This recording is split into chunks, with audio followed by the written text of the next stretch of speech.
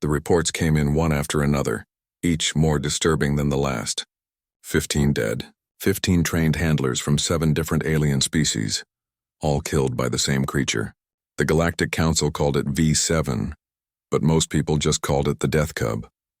Commander Jake Morrison sat in his office aboard the human ship Wanderer, reading through the files with a growing sense of dread.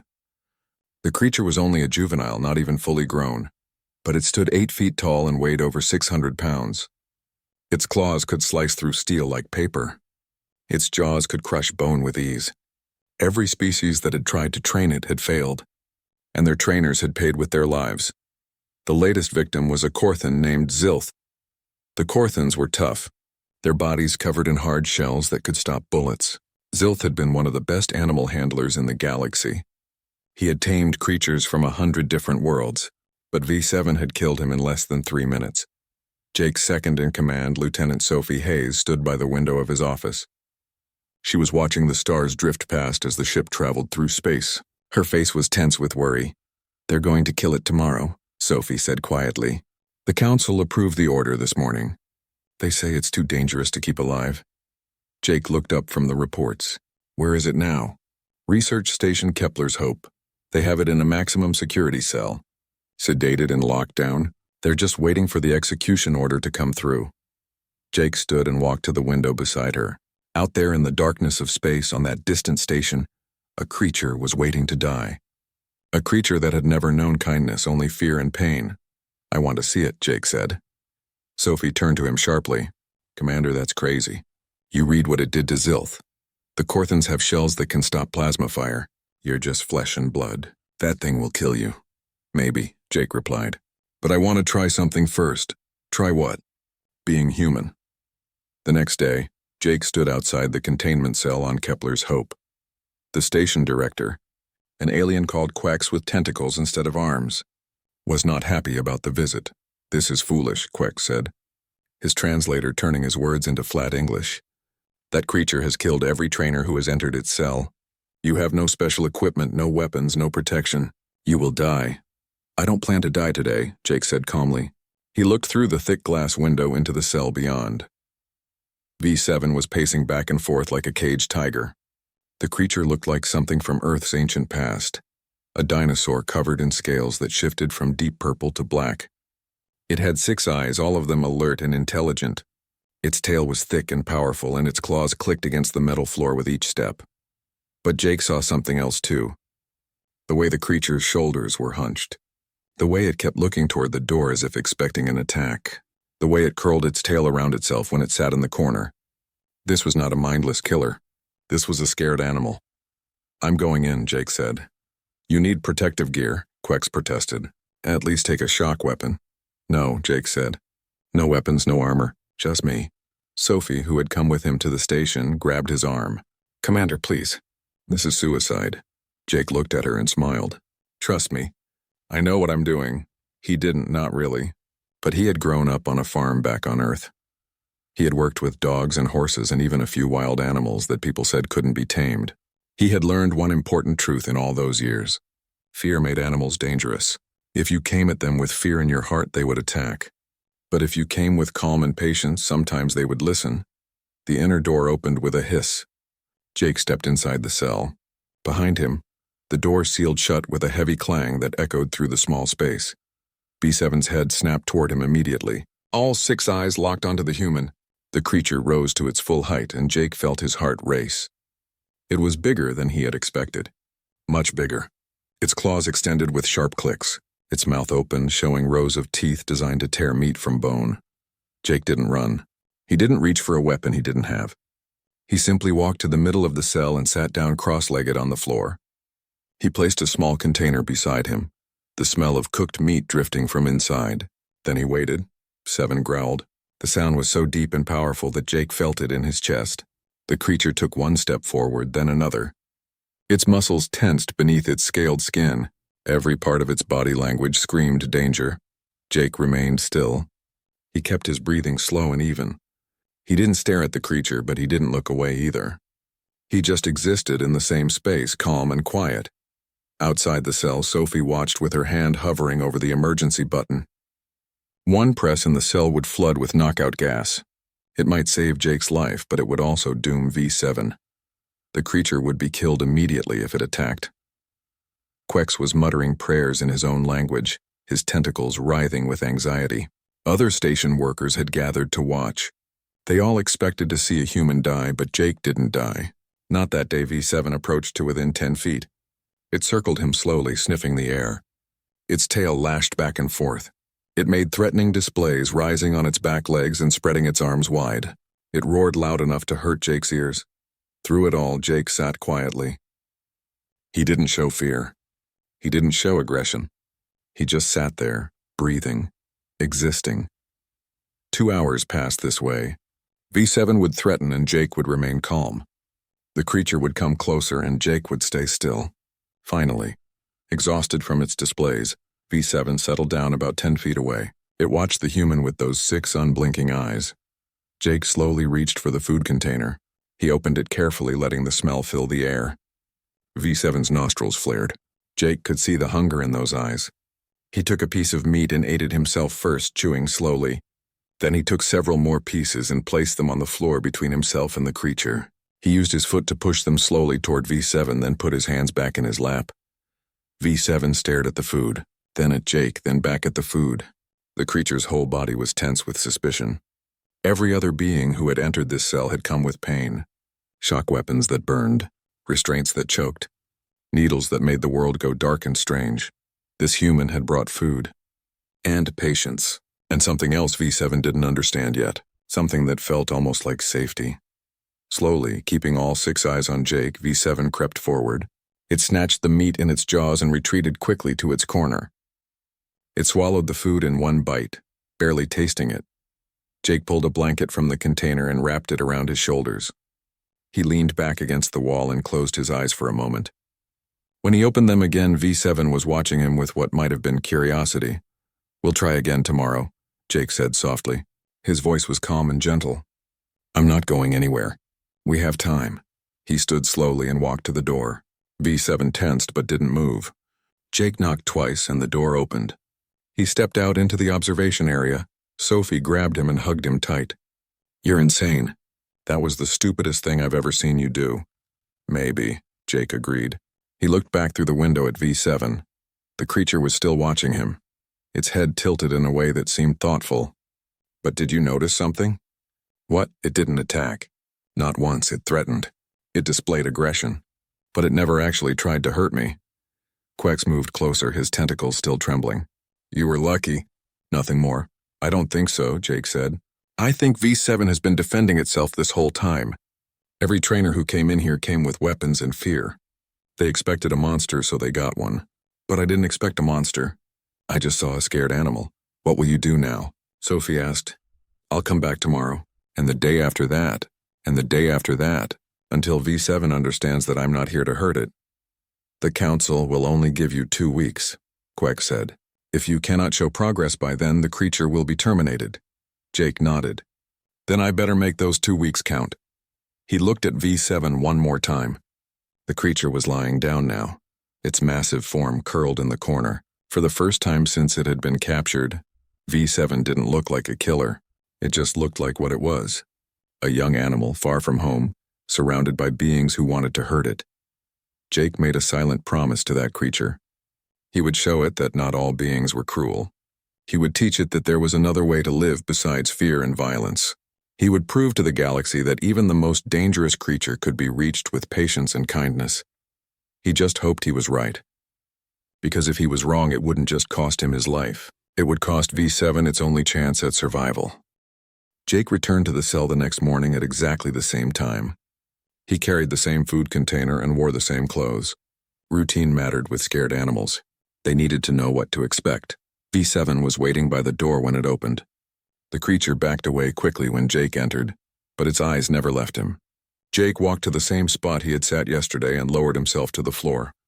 This time, V7 didn't pace. It sat about 15 feet away and watched him. Jake opened the food container and repeated the ritual from yesterday. He ate a piece first, then placed several pieces on the floor and pushed them toward the creature. V7 approached more quickly this time. It still kept its distance, still moved with caution, but the fear was less intense. It took the food and ate while watching Jake carefully. "Good morning," Jake said in a quiet voice. "Sleep well?" The creature tilted its head at the sound of his voice. Jake had read in the reports that V7 was intelligent, possibly as smart as a human child. It understood that sounds meant things, even if it didn't understand the words yet. They sat together for 3 hours that morning.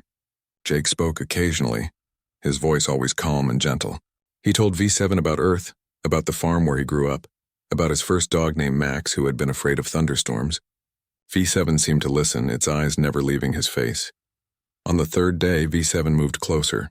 The creature sat just 10 feet away now. Jake brought different things each day. A rubber ball that V7 could smell and examine, a piece of soft fabric that the creature rubbed its scales against, small objects from around the station that might interest an intelligent animal. V7 was curious about everything. It would sniff each object carefully, turn it over with its claws, sometimes carry it back to its corner to examine more closely. Jake watched with growing hope. Curiosity was good. Curiosity meant the creature was relaxed enough to explore its environment instead of just surviving. On the fourth day, something changed. V7 approached to within 5 feet of Jake and sat down. The creature studied him with all 6 eyes, its head moving from side to side as if trying to understand this strange being. Jake slowly extended his hand, palm down, and held it steady in the air between them. He didn't move it toward V7. He just offered it, letting the creature decide what to do. V7 leaned forward and sniffed his hand. Jake could feel the hot breath against his skin. It smelled like sulfur and meat. Then, without warning, V7's jaws snapped forward. They closed inches from Jake's fingers, close enough that he felt the wind from the movement. Jake didn't flinch. He didn't pull his hand back. He didn't show fear or anger. He just looked at V7 with steady, calm eyes. The creature seemed confused. Every other being it had encountered had reacted to such displays. They either attacked back or showed fear. This human did neither. V7 made a low rumbling sound, not quite a growl, more like a question. "I know you're scared," Jake said softly. "I know everyone who came before me hurt you. But I'm not them. I'm not here to hurt you. I'm here to be your friend if you'll let me." Outside the observation room, Sophie had gathered a small group to watch Jake's progress. Dr. Peter Cole, the ship's expert on alien life, was taking notes frantically. Lisa Grant, their security chief, watched with her arms crossed, still skeptical but curious. "He's treating it like a traumatized dog," Peter observed. "Classical conditioning. Building trust through consistent, non-threatening behavior." "Will it work?" Lisa asked. "That thing evolved on a world where everything tries to kill everything else. Can you really train out millions of years of predator instinct?" "The commander seems to think so," Sophie replied. She had stopped worrying quite so much after the first few days. Jake clearly knew what he was doing, even if it looked crazy from the outside. On the 7th day, Jake arrived to find V7 waiting right by the door. The moment the cell opened, the creature made a sound Jake had never heard before. It was high-pitched, almost like a chirp. V7's tail moved back and forth in a way that reminded Jake of a dog wagging. "Hey there," Jake said with a smile. "Did you miss me?" He sat in his usual spot, and this time V7 came and sat right beside him. Not threatening, not displaying aggression, just sitting close like it wanted to be near the human. Jake slowly reached out and placed his hand on V7's scaled shoulder. The creature tensed for just a moment, then relaxed. Jake could feel the powerful muscles beneath the skin, could sense the barely contained strength. Favin could kill him so easily, but it didn't. It just sat there, allowing the touch. "Good," Jake murmured. "You're doing so good." He spent the next hour just sitting beside V7, his hand resting on the creature's shoulder. Sometimes he stroked the scales gently, feeling their smooth texture. V7's breathing gradually slowed. The tension left its body. For the first time since being captured, the creature seemed almost peaceful. When Jake finally stood to leave, V7 made that chirping sound again. It followed him to the door, moving close enough that its body brushed against his leg. "I'll be back tomorrow," Jake promised. "Same time. I always come back." That evening, Dr. Cole presented his findings to Jake in the ship's conference room. Sophie and Lisa were there too, along with several other officers who had taken an interest in the project. "The results are remarkable," Peter said, bringing up charts on the display screen. V7's stress hormones have dropped by 40%. Heart rate is normal. Brain activity shows patterns we associate with contentment and trust. Commander, the creature is bonding with you. Actually bonding, not just tolerating your presence. So what does that mean exactly? Lisa asked. It means V7 has formed an emotional attachment, Peter explained. The creature cares about Commander Morrison. It looks forward to his visits. It feels safe when he's there. This is the same kind of bond that forms between humans and their pets or between members of a social species. Jake leaned back in his chair, processing this information.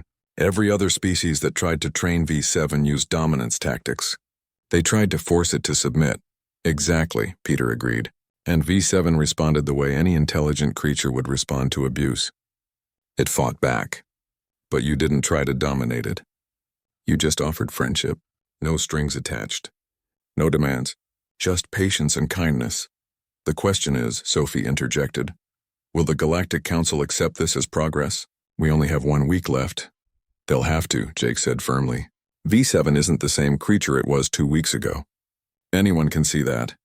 But convincing the Council proved harder than expected. Director Quex had been sending daily reports, but he remained skeptical. The other species representatives demanded proof that V7 was truly safe, not just comfortable with one specific human. They want to run a test, Sophie told Jake the next morning. A Corthan handler will enter the cell and attempt to work with V7 using standard training methods. If the creature attacks, they'll terminate it immediately. Jake's jaw tightened. That's not fair. They're setting V7 up to fail. If someone goes in there with shock weapons and restraints, of course V7 will defend itself. I know, Sophie said, but it's the only way they'll agree to extend your time. They want proof that V7 can be handled by others, not just you. Jake looked through the window at V7.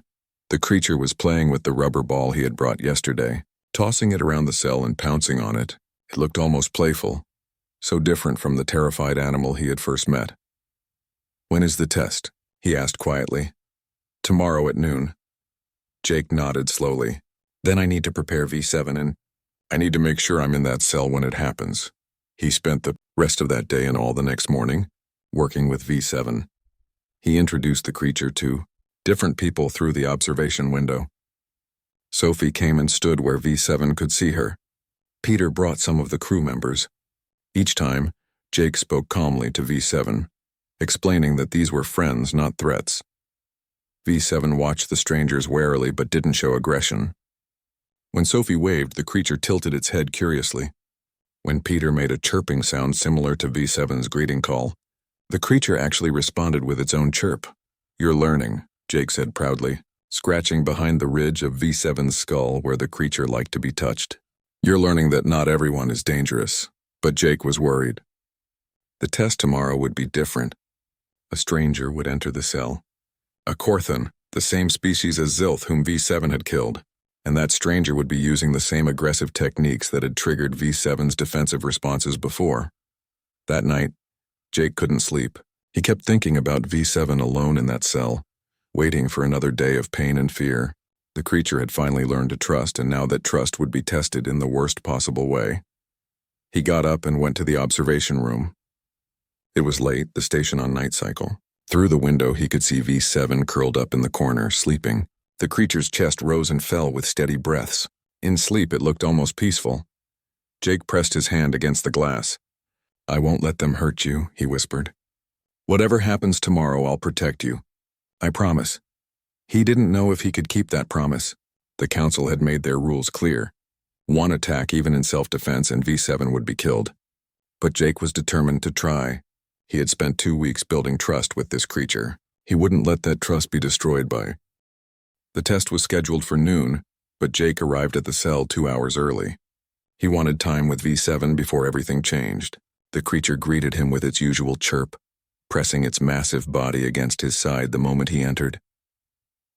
Hey, buddy, Jake said softly, wrapping his arms around V7's neck.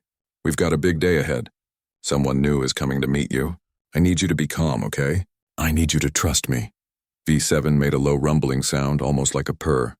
The creature had no idea what was coming. It just knew that its human was here, and that made everything okay. Jake spent the next 2 hours reinforcing every command they had worked on. Sit, stay, come, stop. V7 responded perfectly to each one. moving with an eagerness to please that made Jake's chest tight with emotion. This was not the killer everyone said it was. This was a smart social creature that had finally found someone who treated it with kindness. At exactly noon, Director Quex's voice came through the intercom. "Commander Morrison, it is time. The Corthan handler Vex is ready to begin the test." Jake took a deep breath. "I want to be in the cell during the test." There was a long pause. Then Quex said, "That is not standard procedure." "I don't care about procedure," Jake replied. "V7, trust me. If Vex comes in alone and starts using aggressive methods, V7 will defend itself. But if I'm here, I can help manage the situation." Another pause. Jake could hear voices arguing in the background. Finally, Quex spoke again. "The council has agreed, but with conditions. You may be present, but you cannot physically interfere. You may speak to the creature, but you cannot contradict the handler's commands. If V7 shows any aggression, you will be removed immediately before termination procedures begin." "Understood," Jake said. He looked at V7 and tried to keep his face calm, but his heart was pounding. "Let's do this." The door opened and Vex entered. The Corthan was massive, even bigger than V7. His body was covered in thick armored plating that gleamed under the cell's lights. In his hand he carried a shock weapon, the same kind that had been used on V7 dozens of times before. V7's reaction was immediate. The creature's scales darkened to black. Its claws extended. It backed into the corner, its whole body tensing for a fight. A low growl rumbled from its throat. Jake moved quickly but carefully, positioning himself where V7 could see him clearly. "Hey," he called out. "Look at me." "It's okay. I'm right here." V7's eyes found him. Some of the tension left its body, but it kept watching Vex warily.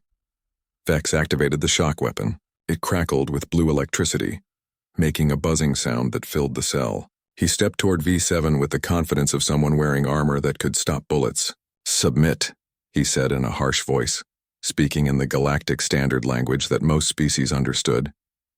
V7's lips pulled back from its teeth in a warning snarl. "Wait," Jake said quickly. "Vex, lower the weapon.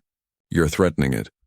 "The procedure requires demonstration of control," Vex replied, not looking away from V7.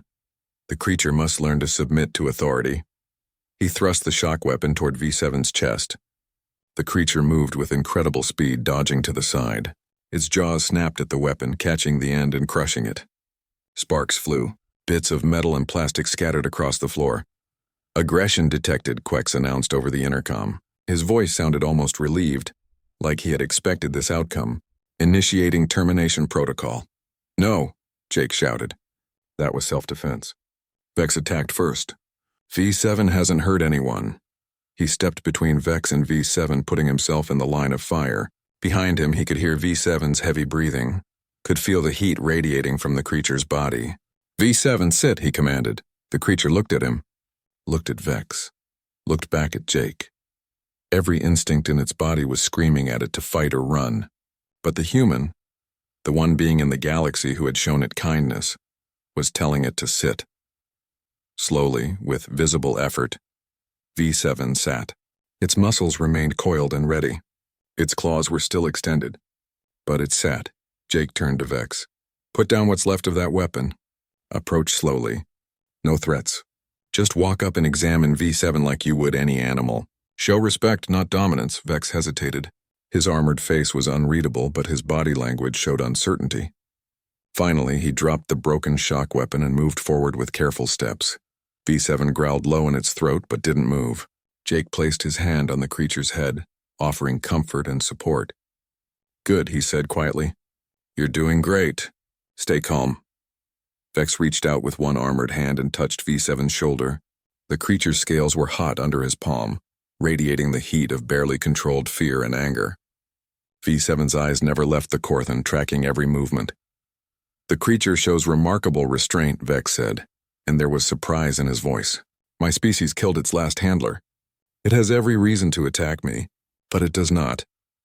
For 5 long minutes, Vex examined V7 while Jake stood nearby. He checked the creature's scales, its claws, its teeth. V7 allowed the examination but remained tense throughout. Jake kept his hand on the creature's head, offering a constant point of comfort and reassurance. Then Vex made his mistake. Following the standard Institute procedure, he pulled out a restraint collar. It was a thick metal band designed to go around V7's neck. The collar had built-in shock nodes that could deliver painful electric pulses if the wearer disobeyed. The moment the metal touched V7's scales, the creature exploded into action. V7 was impossibly fast. It twisted away from Vex, its claws raking across the Korthan's armor with a sound like metal scraping metal. Deep gouges appeared in the supposedly indestructible plating. Vex stumbled backward and V7 pounced. The creature's full weight hit Vex like a freight train. The Korthan crashed to the floor with V7 on top of him. The creature's jaws opened wide, positioned directly over Vex's throat. Through the armored faceplate, Jake could see the Korthan's eyes wide with fear. "Terminate immediately," Quex shouted. Security teams prepared a fire. Jake could see movement outside the cell. Guards were taking position, their weapons aimed through the glass. One shot and V7 would be dead. Everything he had worked for, all the progress they had made, would end right here. V7, no. Jake's voice rang out clear and firm. The creature froze. Its jaws were inches from Vex's throat. Saliva dripped onto the Korthan's faceplate. V7's whole body was shaking with rage and fear and the desperate need to eliminate this threat. But Jake had spoken. The human who had shown it kindness, who had sat with it for hours, who had brought it food and comfort and safety, that human was telling it to stop.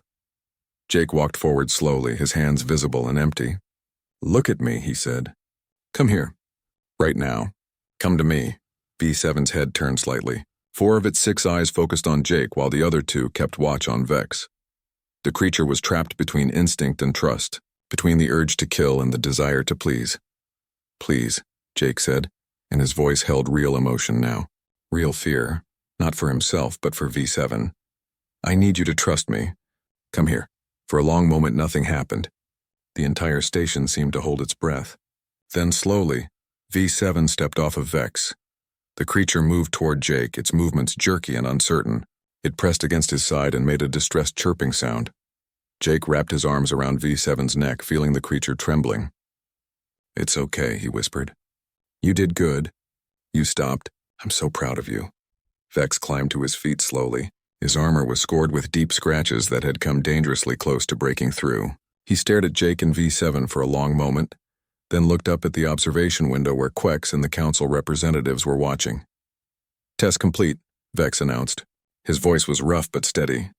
The creature demonstrated extreme provocation tolerance. "I attempted to place a pain collar on it, a device that has been outlawed by the Galactic Council for use on sentient beings." V7 defended itself appropriately. Then, when commanded by Commander Morrison, it ceased its attack despite having every tactical advantage. He paused, then added, "I recommend immediate release to human custody. This creature has shown more restraint than many fully trained security animals. The fault today was mine, not V7's." The observation room erupted in argument. Some council members agreed with Vex's assessment. Others insisted that V7 had shown dangerous aggression and needed to be destroyed. The debate raged for over an hour while Jake remained in the cell, holding V7 and whispering reassurances. Finally, Quex's voice came through the intercom again. "The council has reached a decision. V7 will be released to Commander Morrison's custody, effective immediately. However, the creature must remain under constant supervision. It cannot be allowed near other species without explicit approval, and Commander Morrison assumes full legal responsibility for any future incidents." Jake felt relief wash over him like a wave. "Understood. Thank you." As they left the cell together, V7 pressed close to Jake's side, refusing to let even an inch of space come between them. The creature was still shaken from the encounter with Vex, still trembling slightly from the adrenaline. Sophie met them in the corridor. She had tears in her eyes. "I thought they were going to kill it," she said quietly. "When it jumped on Vex, I thought that was the end." "So did I," Jake admitted. He looked down at V7, who was watching him with those 6 intelligent eyes. Life on the Wanderer changed after V7 came aboard. The creature took to the ship remarkably well, following Jake everywhere like a massive shadow. The crew, who had been terrified at first, gradually grew comfortable around V7 as they saw how gentle it could be. Lieutenant Sophie Hayes became V7's second favorite person. She spent hours each day working with the creature, using the same patient methods Jake had taught her. V7 learned to respond to her commands just as well as it responded to Jake's. Dr. Peter Cole studied V7 constantly, always learning something new. He discovered that Vrexian cubs were actually very social in their natural habitat. They lived in family groups and learned behavior from their parents and siblings. V7 had been ripped away from its family as a baby, thrown into cages and laboratories. No wonder it had been so aggressive. It had never learned how to be anything else. For 3 months, everything went smoothly. V7 learned more commands. It began interacting carefully with other crew members. It even started to play, chasing balls down the corridors and wrestling gently with Sophie when she was willing. The creature that had killed 15 trainers now spent its afternoons napping in Jake's office while he did paperwork. Then Corporal Danny Wright transferred to the Wanderer. Wright was young, barely 22, fresh from the academy. He was excited about everything, eager to prove himself. When he heard about V7, he pestered Sophie for weeks to let him meet the famous creature. "I grew up with dogs," Wright said enthusiastically. "Big dogs. I know how to handle animals." Sophie was reluctant. She explained that V7 was not a dog. It was an apex predator that required respect and careful handling. But Wright was persistent, and eventually she agreed to let him spend time in V7's presence under supervision. The first few sessions went fine. Wright followed Sophie's instructions. He stayed calm, didn't make sudden movements, and let V7 approach him at its own pace. The creature seemed to accept him, though it never showed Wright the same affection it showed Jake and Sophie. The incident happened on a Tuesday afternoon. Jake was in an important meeting with diplomats from 3 different worlds. Sophie was supposed to be supervising Wright and V7 in the recreation area, but she had been called away for an emergency in engineering. She asked Wright to just sit with V7 until she got back. "Don't interact with it," Sophie said firmly. "Just be present." "I'll be back in 20 minutes, Wright agreed. But 20 minutes alone with a legendary creature was too tempting. He had his camera out taking pictures for his social media. He wanted to show everyone back home how brave he was, how he could play with the most dangerous animal in the galaxy. V7 was lying on the floor, half asleep in a patch of artificial sunlight. Its tail was stretched out behind it, moving slowly back and forth. Wright thought it looked just like a cat's tail. Without thinking, he reached out and grabbed it. The reaction was immediate. V7's scales darkened to black. The creature spun around faster than Wright could process, its jaws opening wide. Warning growls rumbled from its throat. Wright should have frozen, should have backed away slowly, should have called for help. Instead, he panicked. He raised his hands defensively and shouted, "No, bad dog!" V7 struck. Its jaws closed around Wright's arm, teeth sinking through uniform and into flesh. Wright screamed. The creature shook its head once, the way predators do to disable prey, then released. Sophie was running back to the recreation area when she heard the scream. She burst through the door to find Wright clutching his bleeding arm and V7 standing over him, scales still dark, body tensed for another attack. "Back!" Sophie commanded, her voice sharp and firm. "V7 back now." The creature's head snapped toward her. For a moment, Sophie thought it might not listen. V7's eyes were wild, its breathing heavy, but then recognition seemed to dawn. This was the other human, the one who was kind like Jake. V7 took 3 quick steps backward, away from Wright. "Stay," Sophie ordered. She moved to Wright, assessing his injuries quickly. The bites were deep but not life-threatening. V7 could have torn his arm off completely if it wanted to. Instead, it had given a warning bite and released immediately. Still, the damage was done. Blood was spreading across Wright's uniform. He was pale with shock and pain. And V7 had attacked a crew member. Sophie hit her communicator. "Medical emergency, recreation area. Cole, I need you now." Then she turned to V7. The creature was pressed against the far wall, making small, distressed sounds. Its scales had shifted to a pale, sickly color. "I know," Sophie said more gently now. "I know he scared you. But you can't bite people, V7, you can't." Dr. Cole arrived within minutes, his medical kit in hand. He rushed to Wright and began treating the wounds. Other crew members appeared, security among them. Lisa Grant took one look at the situation and reached for her weapon. "No," Sophie said sharply. "Don't even think about it. This was Wright's fault, not V7's. It attacked a crew member," Lisa said, but she didn't draw the weapon. "Protocol says—" "I don't care what protocol says. Where's the commander?" Jake arrived 15 minutes later, his face pale. The diplomats' meeting had been interrupted by the emergency alert. He looked at Wright being treated by Cole, looked at the blood on the floor, then looked at V7. The creature was still pressed against the wall, making those distressed sounds. The moment it saw Jake, it tried to approach, but Sophie held up her hand.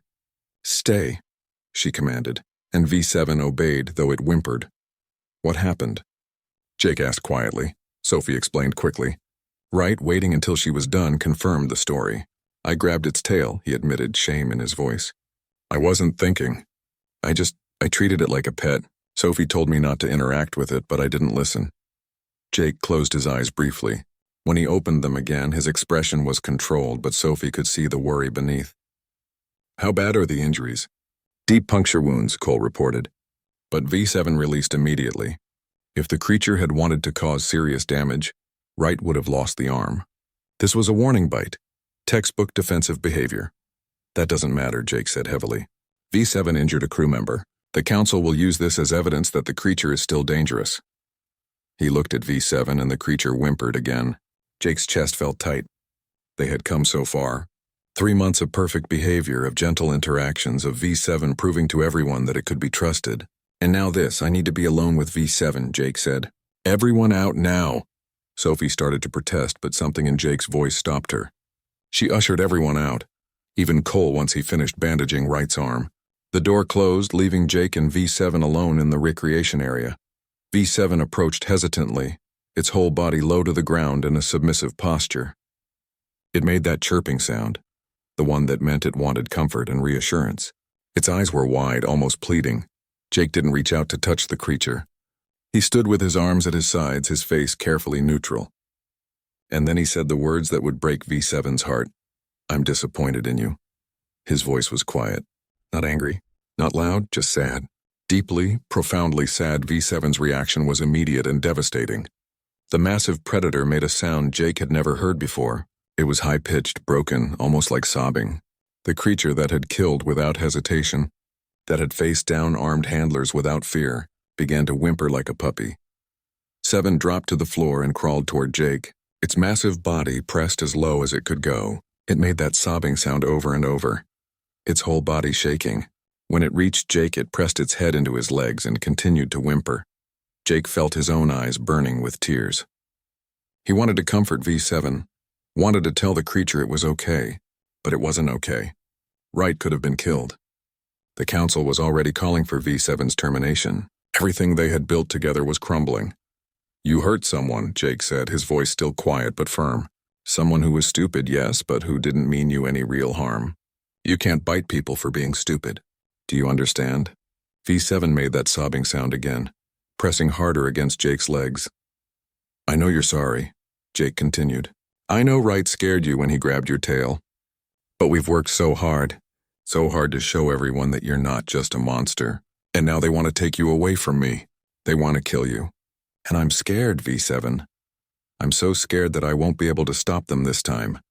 He finally reached down and placed his hand on V7's head. The creature pressed into his touch, still making those broken, whimpering sounds. "I can't lose you," Jake whispered. "You're my friend. My best friend. But you have to do better. You have to be better. For both of us." They stayed like that for a long time, Jake standing and V7 pressed against his legs, both of them understanding that everything had changed. The creature had made a mistake, and now they would both pay the price.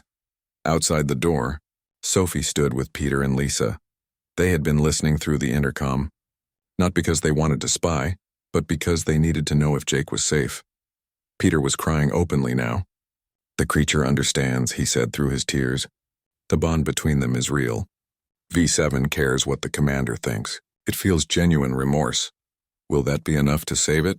Lisa asked softly. Sophie straightened her shoulders, wiping her own eyes. "It has to be. Come on, we have a council session to prepare for." The council chamber was crowded and hostile. Representatives from 12 different species filled the seats, and most of them were calling for V7's immediate termination. Director Quex presented his evidence with barely concealed satisfaction. Injury reports, security footage showing the attack, expert testimony from scientists across the galaxy who said that V7 would always be dangerous. Jake stood in the center of the chamber, V7 at his side. The creature wore a harness that Jake had designed, though both of them knew it was mostly for show. If V7 wanted to break free, nothing would stop it. But the creature stayed close to Jake, pressing against his leg. Its scales a nervous gray color. I won't pretend that what happened wasn't serious, Jake began, his voice steady despite the hostile audience. Corporal Wright was injured, and that responsibility falls on me. I should have ensured better protocols. I should have made certain everyone understood how to interact with V7. But I'm here to tell you that you're all looking at this situation completely wrong. Quex's tentacles writhed in irritation. Commander Morrison, we have given you every opportunity. The creature has proven that it remains dangerous. The creature defended itself, Jake interrupted. Wright grabbed V7's tail without warning. That would startle any animal. But here's what you're all missing. V7 could have killed Wright, could have torn his arm completely off. Instead, it gave a warning bite and released immediately. That's not the behavior of a mindless killer. That's restraint. A Corthan representative stood, his armor gleaming under the chamber lights. Your creature killed my brother Zilth. How can you stand there and defend it? Jake met the Corthan's eyes steadily. I'm deeply sorry for your loss. But your brother approached V7 with weapons and restraints, treating it as an enemy. Every trainer before me did the same thing. They saw a monster that needed to be controlled, dominated, beaten into submission, and V7 defended itself the only way it knew how. He paused, letting his words sink in before continuing. My people, humans, we domesticated wolves thousands of years ago. These were apex predators that could kill humans easily, but we didn't tame them through force or dominance. We did it through patience, through mutual respect, through showing wolves that being with humans was better than being alone. V7 is not a wolf, Quex pointed out sharply. It is a juvenile apex predator from one of the most dangerous worlds in known space. The comparison is absurd. The principle is the same, Jake countered. Behavioral change through positive methods works across species. It works because intelligence and emotion aren't limited to one type of creature. V7 made a mistake yesterday, but it's learning. And more importantly, it wants to learn. Sophie stepped forward, carrying a tablet with data. If I may, I'd like to submit additional evidence. We've been monitoring V7's brain activity since the incident. The creature has been experiencing what our experts identify as distress and guilt. For 3 days now, it hasn't eaten properly. It won't leave the commander's side. This isn't the behavior of a dangerous animal. This is someone who knows they've disappointed someone they care about. Dr. Peter Cole added his voice from the side of the chamber. In my professional opinion as a xenobiologist, V7 has formed what we call an attachment bond with Commander Morrison. The creature's cognitive development has accelerated remarkably under human care. It's learning empathy, it's learning social rules, it's learning emotional control. All things that were considered impossible under previous training methods. The council members began arguing among themselves in a dozen different languages. The chamber filled with the sound of debate, some voices angry, others thoughtful. Finally, the council speaker, an elderly Pelthian named Toril, raised several tentacles for silence. The evidence is interesting, Toril admitted slowly. But the fact remains that V7 is dangerous. Even accepting that it can learn, how can we trust it won't harm others again? Jake took a deep breath. This was the moment everything depended on. I can't guarantee V7 will never make another mistake, just like I can't guarantee that any member of my crew won't make mistakes. We're all capable of error, but I can make this guarantee. I take full personal responsibility for every action V7 takes. The creature stays with me at all times. Any future incidents are my fault, not V7's. He placed his hand on V7's head and the creature looked up at him with complete trust in all 6 eyes. This creature has been abused and traumatized since the day it was captured. Every species that encountered V7 saw only a monster. I saw a scared child who needed help, and I was right. V7 isn't a monster. It was just treated like one for so long that it forgot how to be anything else. We're asking for 6 more months, Sophie added. Let Commander Morrison continue the training program. If V7 shows unprovoked aggression during that time, we'll accept the Council's decision without argument. But if the creature continues to improve, you'll have proven something revolutionary, that even the most dangerous beings can change with the right approach. The debate continued for hours. Representatives argued passionately, voices rising and falling in waves of emotion. Jake stood quietly through it all, one hand resting on V7's head, feeling the creature's steady breathing beneath his palm. Then something unexpected happened. Corporal Wright appeared at the chamber entrance, his arm still bandaged. He had been listening from outside and finally couldn't stay silent any longer. I'm the one who got bitten, Wright said loudly, interrupting the debate, and I'm here to say it was entirely my fault.